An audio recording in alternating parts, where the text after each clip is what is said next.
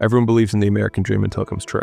And I remember, because what had happened was, everybody, when I was sleeping on the gym floor, right? Like, you know, I was the underdog. You know, my clients were all like, "Oh, good for you. You know, you're going after your dream." They'd see my blanket and my pillow in the corner of the gym, and they knew I was sleeping there, and it was evident. You know, I lived there, and that everybody was like pro me. And then people would come in, they sign up like, I'm gonna support you, right? And then within 9 months, I had hired people and I had a manager, and I pulled up and I walked in the lobby, and all the same people were like, "Ah, boss man's here. Oh, you're not too good for us now," right? And I remember being so jarred by the experience, and I was like, "You guys rooted for me." And I was like, "And now I did what you said you were rooting for me to do."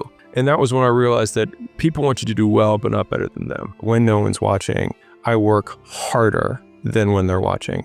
And thinking about it like that has given me this persistent and ever-present scorecard or third party that's like, no one's watching, which means now you have to work, because otherwise you're full of shit. The sign of success is the hate that you get along the way. The only person who can judge you on your success is you. You're the only one who knows how much left in the tank you really had. When you're stagnating in a business and you're plateaued and you don't know what to do, it's very painful. When you're declining and you also don't know what to do, it's very painful. And so that means that all conditions of reality are painful. If pain is a prerequisite for reality, then it means it's just a signal that we are alive. Rather than pain is a problem, it is a signal that I'm breathing. It just doesn't matter. You can work every hour of the day. The person who loves walking walks further than the person who loves the destination. I work all the time. That's all I do. And I work until I can't work. They're like, "That's not healthy." I'm like, define healthy. I do as much as I can of the thing that I want to do with every minute of my day. And I work harder now than I did when I was poor. And I think it's because I've learned to enjoy it. And most people say, I wouldn't live my life that way. You're always working, you're always doing these things. But it's like, I'm actually always spending my time in pursuit, because in pursuit is my button for enjoyment. I will do enough work that there is nothing left to be done. The reason the goal isn't coming at you fast enough is because every person you've seen accomplish the goal, you only see it the moment they accomplish it. And the reason that it hurts so much when people are like, must be nice, oh, that happened overnight, is because every time you fail, no one cares and no one sees. But when you finally win, people take notice. Discredited. But it's the only time they notice is when you actually win. And so to even further reinforce the point, the fact that everyone looks like an overnight success means that the 10 years where they sucked, no one saw. And so the fear that you have about people noticing the fact that you fail is ridiculous, because they're barely going to notice when you succeed. The difficulty with personal development and entrepreneurship is that you don't know when the end is coming, but you still need to fight. And the only certainty that I can give you is that it's the same thing that every other person who got through that period went through. But I think the thing that everyone who's listening lacks is the context on how hard work is, not in that it's complex, but just in that it's a continuous and unending focus on one thing and noticing the details that separate mediocrity from greatness. And if you're like, I don't know what the difference between those two things is, that is the opportunity that hard work reveals. And most people expect that is hard work because that's the hardest they've worked, not the amount of hard work that is required in order to get the level of outcome that they say they want or that they expect. And until you get great, because as soon as you get great at one thing, you realize just the tremendous amount of hours and work that it takes to be great at one thing. And then there's this oh shit moment that I can express personally, which is you realize that there's so few things that you can be great at. And then the discipline comes down to saying, what are the 2 or 3 things that I can be really good at in my life? Because it will take me 5 to 7 years to be exceptional at this one thing. I am okay being a beacon of relentless hard work. And that's the never-ending cycle of excellence. Oh, I just have to figure out what to do. When I wake up every day, there's only one voice I have to listen to. And so then it's like, just do it for me. Yeah, we need to be reminded more than we need to be taught. It's one of my favorites. There have been so many times in my life where I knew I needed to do something, and then I filled all this extra time not doing that thing. And then the moment I did it, I was like, wow, that took way less time than I thought it was going to take. And not only that, it took way less time than it took me to delay to actually get to this point. And if I had only started with just doing what I was supposed to do, I could have done 4 or 5 other things that I was also supposed to do by this exact same point. Waking up and then trying to shrink the time between when I wake up and when I start working, and shrinking the time between one task and the next task. Like, you don't need to take 30 minutes of getting ready to start working. Like, you can just start working, because as soon as you get into it, you start pulling the thread and you're like, oh, here it is. And all of the time that I was getting ready to work, I was just using up my best brain power time on things that truly don't move the needle at all. The vast majority of business owners work a fair amount. They just work on the wrong stuff and they do it the wrong way. And so they get so little for their effort that they wonder when they're at home empty-handed in bed, why isn't this working when I am working? But if you define work, at least the way I do, which is output, and in order to get output, it's volume times leverage. So how many times you do the thing times how much you get for each time you do it. And so that is the, do you work smart or do you work hard? It's you do both. You do as many reps as you possibly can, and you do it with the most leverage possible. So if I make 100 phone calls, the leverage that I can have there would be how skilled I am. So if I make 100 calls, I might get 10 times more. And so I worked more, I had more output than somebody who has less skill. But the only way you get skilled is by working more. And so it's this virtuous cycle of doing more and getting better, and then you get more for what you do.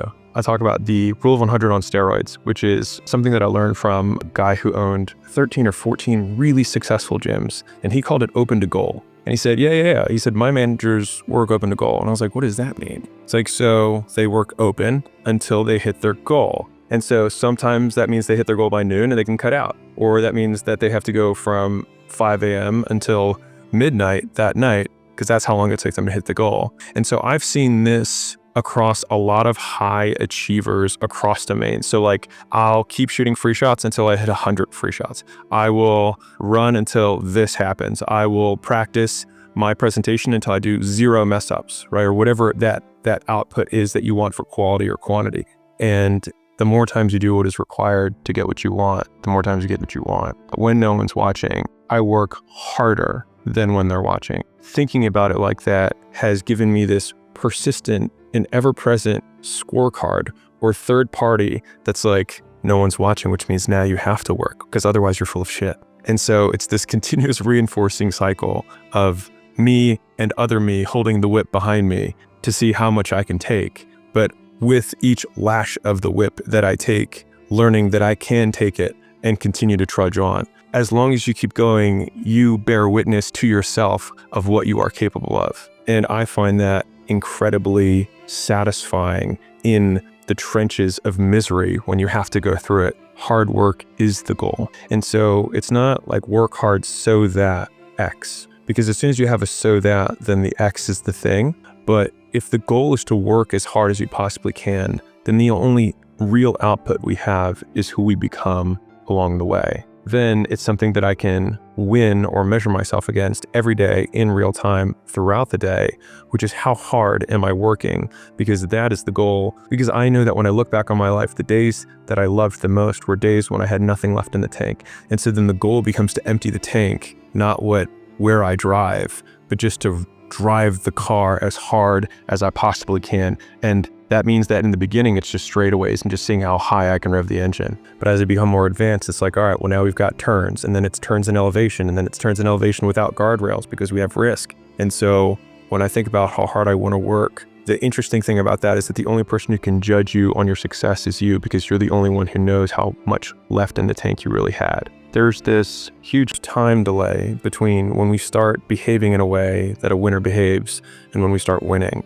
And the problem is that the bigger the mountain you're trying to climb, the bigger the W you're trying to get. Typically, the more delayed it is between when you start behaving like a winner and when you start being a winner. And most people don't get the fast enough feedback loop to know that they're on the right path when they are taking these first steps in the right direction, because they have this really big goal, but they forget that with that really big goal comes the even longer delay that it takes to get there. When you're growing in a business, it's very painful. When you're stagnating in a business and you're plateaued and you don't know what to do, it's very painful. When you're declining and you also don't know what to do, it's very painful. And so that means that all conditions of reality are painful. And so if pain is a prerequisite for reality, then it means it's just a signal that we are alive. And so in thinking about that, rather than pain as a problem, it is a signal that I'm breathing, and then becomes irrelevant. In the beginning, you're like, I feel bad. And then you think that that should weigh on the decision of whether you do the thing that you're supposed to do.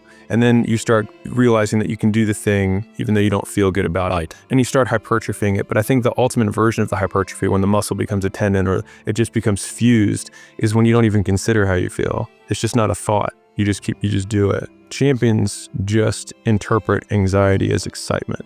And if you're excited to go up, then you're like amped, versus I'm stressed. But it feels the same. The way you frame it totally changes how you feel when you're stepping on stage. But my 2 cents of, if you are feeling lots of anxiety, it means you need to practice more. That's just my 2 cents. And that comes for everything, whether it's to have a meeting or give a presentation or write an email or do a book. Like if you feel nervous before you release it, then you probably didn't work on it enough. And I think the reality is that most people, to get not anxious about whatever they're doing, you have to do it so many times that by the last time you're doing it, you're bored of it. Like you don't even want to see the thing again. When you're sick of it is the point where you'll have no adrenal response to the stimulus because you've seen it so many times. You could do it in your sleep because you hate it at this point. And if we think of confidence as the percentage likelihood of what we think is going to happen will happen as a predictive metric, then in order to be more confident, we want to have more proof that what we think will happen will happen. And so the easiest way to do that is to do it a lot of times. And so it would be reasonable to say that you're confident that it will go the way you want because it has gone the way you've wanted. The leading indicator of a successful person is the ability to act without anything happening. And when you continue down that path, it happens slower than you expect and then faster than you can imagine. And I think that's the part that everyone misses, is they expect the faster than they can imagine, and they imagine really big. And so then their expectations are really big, really fast, but they take the intensity and they don't apply it to a timeline that's appropriate. The path of personal development is befriending uncertainty. You always have to be the person who roots for you before everyone else does. And it's usually a single clap in the auditorium for a very long period of time. It is a slow clap that's just you rooting for you. I think most people feel really lonely when you want something that doesn't currently exist. And so some people call that dreams, some people call that goals, whatever it is, you're trying to pull something from your mind into reality and you want it done a certain way. And if it's not done that way, it's not what you imagined.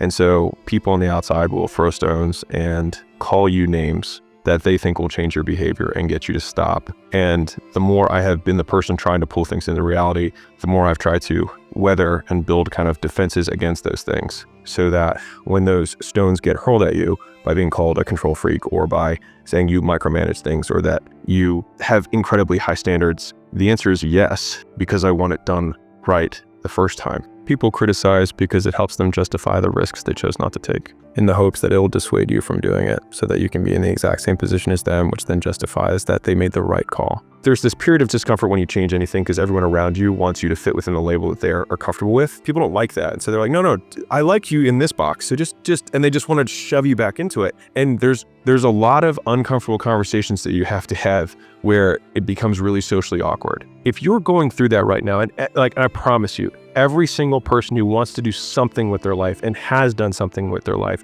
has gone through the exact chapter that you're going through. And it's the lonely chapter. It's the chapter where you don't fit in with your own friends, but you don't have the outcomes yet to fit into a new group of friends. And you're doing this thing, you're consuming content on the internet, and you're going through this and you're like, is this even worth it? Because you have no signs of success, right?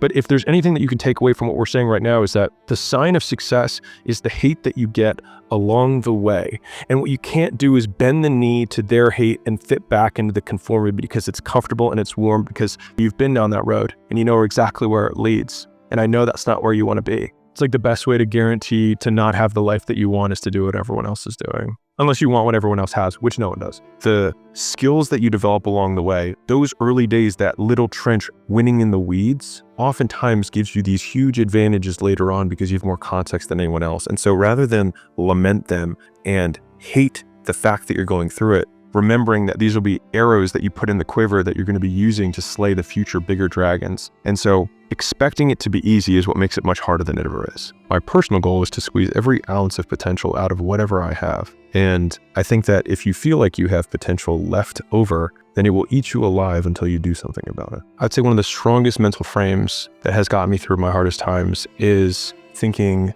this will be the story that I will one day tell. And that means the harder it is, the bigger the dragon, the more epic the story, and by consequence, the more epic the hero. And if you think about the difference between winners and losers, winners define themselves by what they made happen, and losers define themselves by what happened to them. And the difficult part of the lonely chapter is that the Rocky cutscene lasts 90 seconds in the movie and lasts 5 years in reality. It's rarely the information or the intensity that makes things hard. It's the sticking with it that makes it hard. And so the desire that we have to quit is simply breaking the consistency. And so that's why consistency has always been the hardest thing for most people to achieve. But the intensity of what you have to do to be successful is much lower than most people expect. And so oftentimes they suffer significantly more in a short period of time than is required to be successful over a much longer period of time with a much lower intensity. Many people want to be exceptional, but they're afraid of being an exception. I think it's wanting an outcome without the requirement that the outcome has. And so we can't do the same thing that everyone else approves of and then somehow get a different outcome than everyone else does. A great portion of our identity comes from the proof that we give ourselves of the things that we've done and said in the past. And so if we want to build towards a different version of ourselves, then it begins with stacking evidence that aligns with that future self. And so in some ways, take the shot, get rejected. It is a zero-loss game by choosing to begin. And the business never works until it's the one that does. And the episode doesn't take off except for the one that does. And whether it's 10 or 10,000, eventually one does, because when you do more, you get better at doing. Which is why not quitting is the best skill. And the only thing that matters. Because by default, with an infinite game perspective, the point of the game is to keep the game going. It's the only objective.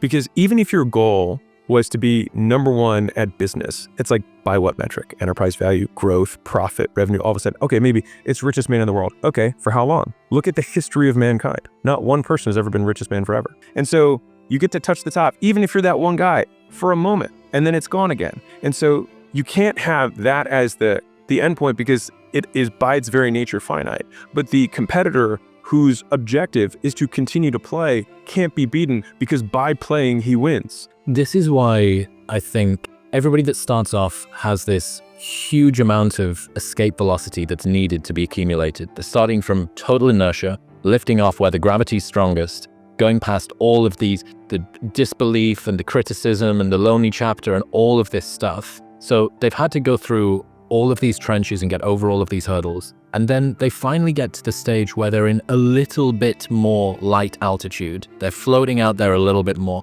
and maybe their velocity gives them, or their fuel gives them more returns in terms of their velocity. And now people say, "Oh, must be nice for you." And you go, dude, if you could have seen how much criticism and hard work and lonely nights and all of the stuff when nobody was watching and I was unsure of myself, chronically miserable, and I criticized and all my friends took the piss out of me and I did all of these things.